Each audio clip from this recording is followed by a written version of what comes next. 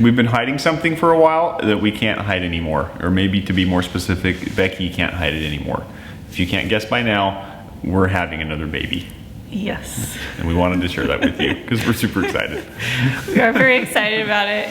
We haven't said anything, even it took us a long time to share with family because I have had a lot of miscarriages in the past and I didn't want to like announce a big announcement and then be like, actually we lost the baby. So we waited a little while. I'm 15 weeks right now, and we told a few family members that were here in the past couple of months a little bit earlier, and then we just barely shared with the rest of our family the news.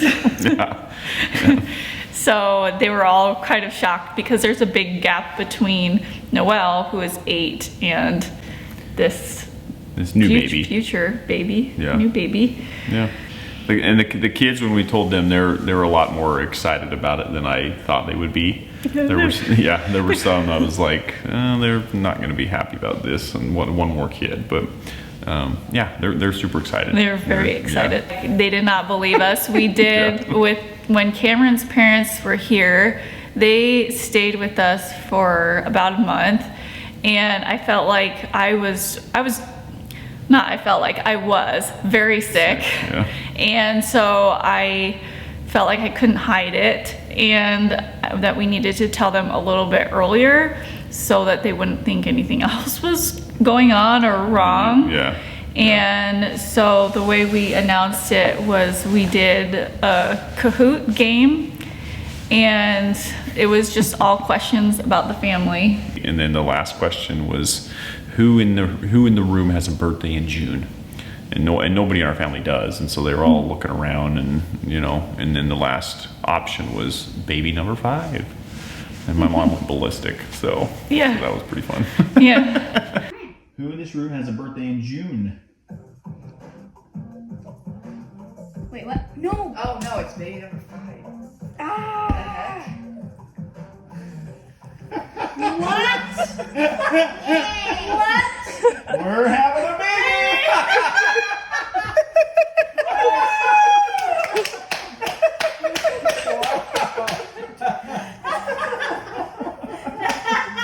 What a good way to announce it. They were excited. My mom, I had to tell her it was not a joke. And I was being serious. With the big age gap, that does make sense. Let's rewind like 8 years, like right after I had Noelle. Well, it was probably, I guess around that time, or about even a few years after, was when I've shared this on here before. I struggle with mental health things like anxiety and depression, and at that point, that was when I was really at the lowest point ever. It was just a really bad place to be in, and I just knew at that point, I just felt like there's no way we could have any more kids when I felt so sick. Down and sick. Yeah. Mentally sick. Yeah, I needed to be there to take care of the kids that I already had, and so I was like, we need to be done, and we just assumed our family was complete at that time. A year and a half, 2 years ago, we were in our rental as this house was being built, and it was just pure chaos because that house was very small and temporary, and everything that goes with that. And so then Becky mentioned to me one night that she felt like, or just asked the question like, what if we have another kid, or what do you think about that? And I was just like, I'm going to bed. See ya. I didn't want to think about it really. It just took me off guard. And so then you asked me again and again, and kind of. Well, it wasn't just that. It was a spiritual thing. Like, we don't share a lot of the religious aspect of our lives on here, but I felt like we were supposed to have another one, and I kept getting that feeling. And I definitely was fighting it really hard. Like, I don't know how, like, I can do that again. And we're at a really good point with our kids where they're really independent. Yeah. They can do a lot on their own. They're super helpful. and I just didn't want to start over. So Yeah. go ahead. Well, I was just going to say, we laugh at the other young couples with babies, and now we're going to be one. Yeah. But that's okay. Yeah, it is a blessing, and I feel like throughout like this pregnancy so far, I've been really sick, but I always keep in mind, like, a lot of people struggle to have kids. And have fertility issues. So I try and keep in mind, like, this is a huge blessing, and just be grateful for that we're able to have another baby. Yeah. But it was hard for me to come around to that idea again. And took a lot of prayer, like 6 months, and I really felt like I was not getting the answer that I wanted. It wasn't very clear to me. I wanted a more like defined, yes, you need to do this, or no, it's not the right thing, and I wasn't getting either of those answers. Cam had also had a different experience as well, because we were praying about it together, but also separately. And yeah, I just it never was a no answer for me. So I eventually, after a few months, I was like, I'm okay with this. This is good.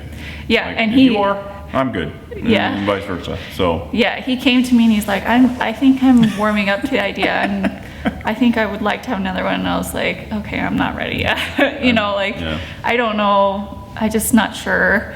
And I really miss changing poopy diapers. Really miss that. So yeah. not really.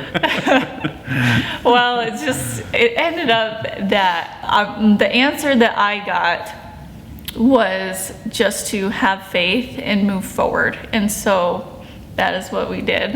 And here we are. Here we are. So it was what I think Heavenly Father wanted to happen all along. It just took me a while and us a while to just kind for of us to come around. accept that. And Yeah. now we're really happy about it. We're excited. But it is going to be a huge change. The other thing with that is we knew because of the big age gap, I would want, or I guess both of us were agreed on the fact that we would try for at least 2 kids if that was possible, because we didn't want one of them we didn't want to raise just an only child. Yeah. More or less. Yeah. Because of the big age gap. So yeah. So this might not be the only baby announcement. Yeah.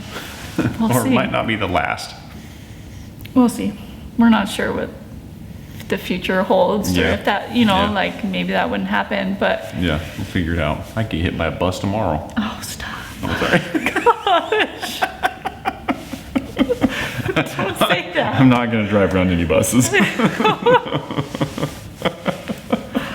Anyway, so I am due June 15th-ish, middle of June, I think. Yeah. I've only been to the doctor once. I was supposed to have another checkup, but we had a big winter storm and it got canceled. So I will get an ultrasound in a couple of weeks, and hopefully everything looks good. And obviously we'll keep you guys in the loop with everything.